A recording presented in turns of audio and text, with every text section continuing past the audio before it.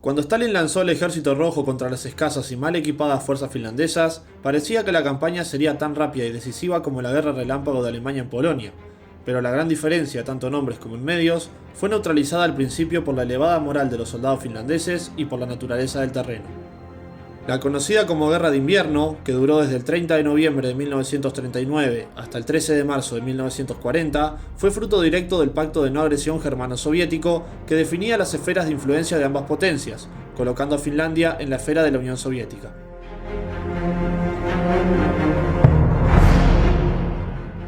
Ya en 1938 y principios de 1939, la Unión Soviética había solicitado la cesión de ciertas islas del Golfo de Finlandia para la defensa de Leningrado, pero el gobierno de Helsinki rechazó esta pretensión y las negociaciones continuaron sin resultado.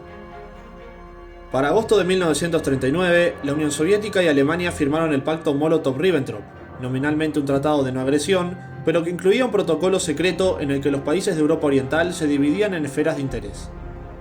Luego de la invasión a Polonia por parte de Alemania y posteriormente por la Unión Soviética, los estados bálticos pronto se vieron obligados a aceptar tratados que permitían a los soviéticos establecer bases militares y estacionar tropas en su territorio. El gobierno de Estonia aceptó el ultimátum, firmando el acuerdo en septiembre, y Letonia y Lituania siguieron en octubre. El 5 de octubre de 1939, el gobierno finlandés fue requerido para enviar representantes a Moscú con el fin de discutir cuestiones políticas concretas. En aquel entonces no podía rechazarse la invitación para dichas conversaciones, por lo que el gobierno finlandés nombró a Kusti Paasikivi como representante. Paasikivi había sido jefe de la delegación finlandesa que en 1920 negoció el Tratado de Tartu, fundamento jurídico de las relaciones entre los dos países y que fue reforzado en 1932 con la firma de un pacto de no agresión, que debía permanecer hasta 1945.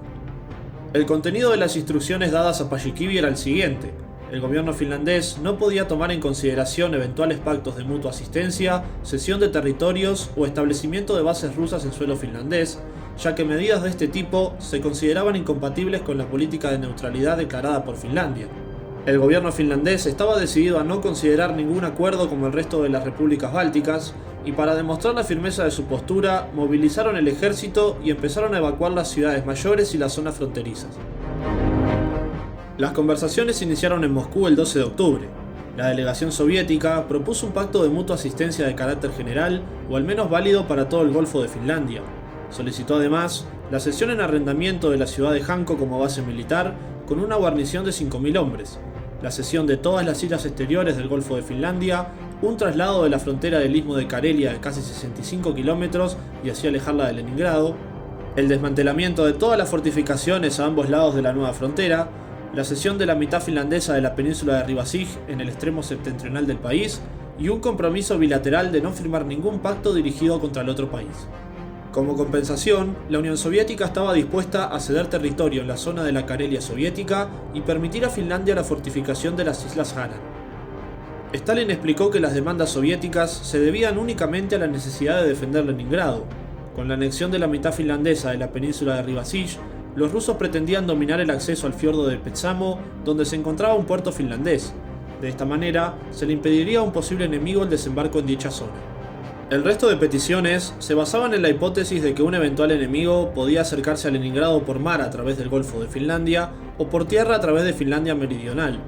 Stalin manifestó que si sus propuestas eran aceptadas, y gracias a sus nuevas bases en Estonia, la Unión Soviética podría cerrar el Golfo de Finlandia, mientras que con la nueva frontera sobre el Istmo de Karelia permitiría al ejército ruso organizar defensas terrestres alrededor de Leningrado. Los soviéticos dieron a entender claramente que se trataban de pretensiones mínimas impuestas por la situación internacional. Claro está que las instrucciones dadas a Paasikivi eran totalmente inútiles ante semejantes argumentos, y regresó a su país para consultar con su gobierno. Dada la situación internacional, la propuesta de Stalin parecía razonable, y si solo se hubiera tratado de la seguridad de Leningrado, no hay duda de que hubiera sido posible llegar a un acuerdo aceptable para ambas partes. Pero la situación se resentía negativamente a causa de los fantasmas del pasado. Desde 1809, Finlandia había formado parte del Imperio ruso con el estatus de Gran Ducado Autónomo. En el primer periodo, y a pesar de que en el país habían guarniciones rusas, la autonomía interna de Finlandia había sido respetada, pero en el transcurso del tiempo, los gobiernos rusos habían adoptado una política que no respetaba los derechos legales y constitucionales del país, lo que condujo a que los finlandeses mantuvieran una actitud de furiosa resistencia contra el Imperio ruso. La Primera Guerra Mundial llevó al colapso del imperio durante la Revolución Rusa de 1917, lo que le dio a Finlandia una oportunidad.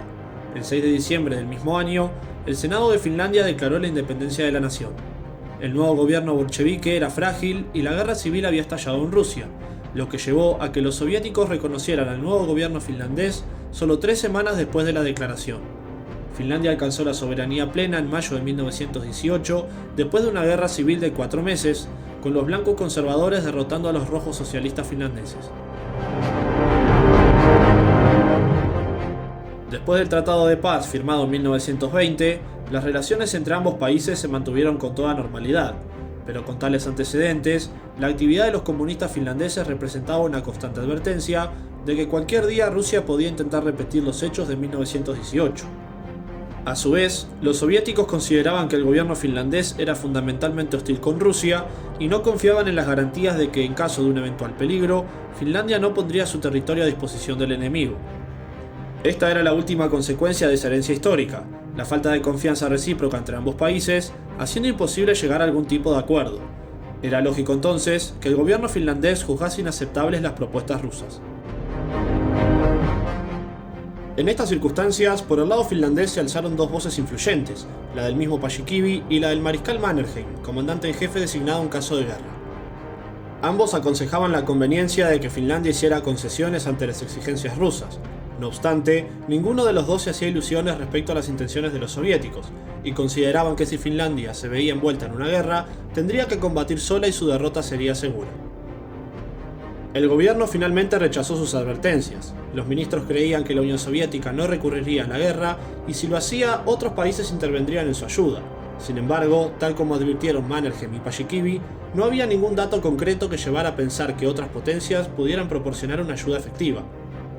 Por otra parte, Alemania, que representaba el contrapeso de la Unión Soviética en la zona, exhortaba a Finlandia a aceptar las propuestas rusas. En el transcurso de la segunda fase de las conversaciones, Stalin redujo ligeramente sus demandas territoriales sobre el istmo de Karelia, además de los efectivos de la guarnición en Hanko, pero sus peticiones fundamentales permanecieron inalterables. Por el lado finlandés, Mannerheim insistió sobre la necesidad de llegar a un acuerdo, advirtiendo que el ejército no podría resistir una invasión más de 2 semanas, pero una vez más, solo fue respaldado por Paasikivi. Los delegados fueron por tercera vez a Moscú con la misión de hacer una última concesión en cuanto a la frontera del istmo, pero no tomar siquiera en consideración la pretensión soviética de instalar cualquier base militar en territorio finlandés.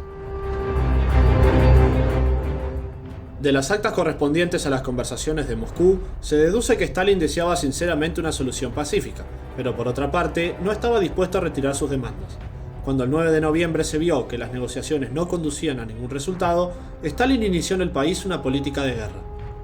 Finlandia tendría que ceder ante la amenaza de un ataque, pero en caso de que no lo hiciera, habría que recurrir a la invasión, repitiendo la tentativa de instaurar un gobierno comunista. Al mismo tiempo que el ejército ruso comenzaba la concentración, se lanzó una campaña propagandística contra el gobierno finlandés, haciendo creer que era un instrumento del capitalismo internacional y que estaba transformando Finlandia en una base para un ataque imperialista sobre la Unión Soviética. El 26 de noviembre se informó de un incidente cerca de la aldea soviética de Mainila, donde algunos soldados rusos murieron a causa de varios disparos de artillería. Los rusos enviaron una nota al gobierno finlandés achacando la responsabilidad del incidente a la artillería finlandesa y exigiendo que dichas tropas fueran retiradas de la frontera. El caso era que los finlandeses no habían realizado el ataque y que los disparos de artillería provinieron del lado ruso de la frontera. El gobierno finlandés, consciente de su inocencia, rechazó las acusaciones y propuso la retirada bilateral de las tropas. Esta respuesta constituyó el punto decisivo. Años después, luego de analizar documentos militares soviéticos desclasificados, se descubrió que los informes diarios de las tropas en el área no informaron pérdidas de personal durante el periodo en cuestión, lo que llevó a concluir que el bombardeo de las tropas soviéticas fue una operación de falsa bandera. La Unión Soviética pudo percatarse una vez más de que los finlandeses no estaban dispuestos a efectuar ninguna concesión, por lo que decidió seguir adelante. El 28 de noviembre denunció el pacto de no agresión entre ambos países. El día 29 rompió relaciones diplomáticas, ignorando la oferta finlandesa de retirar sus propias tropas, y el 30 de noviembre atacó Finlandia por tierra, mar y aire.